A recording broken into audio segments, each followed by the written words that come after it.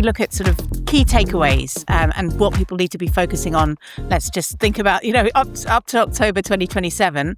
If you're going to give a key piece of advice to your peers, Jim, what would it be?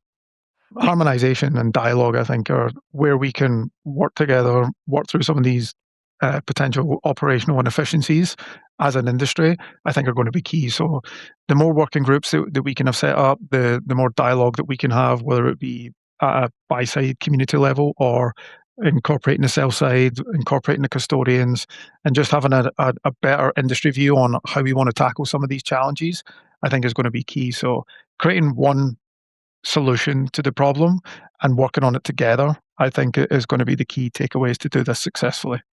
Adam? Yeah, I think from an ETF, but also from a broader markets perspective, the key is communication. Jim's already mentioned it, but making sure that if you're in the OICs production business, you're speaking to distributors, you're speaking to custodians.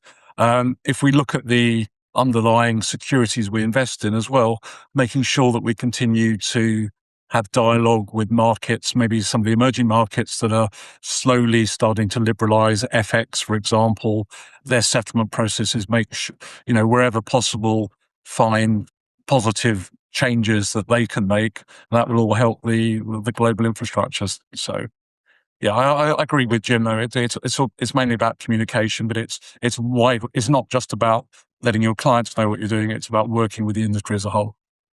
Thinking beyond silos. And Ben, last but not least?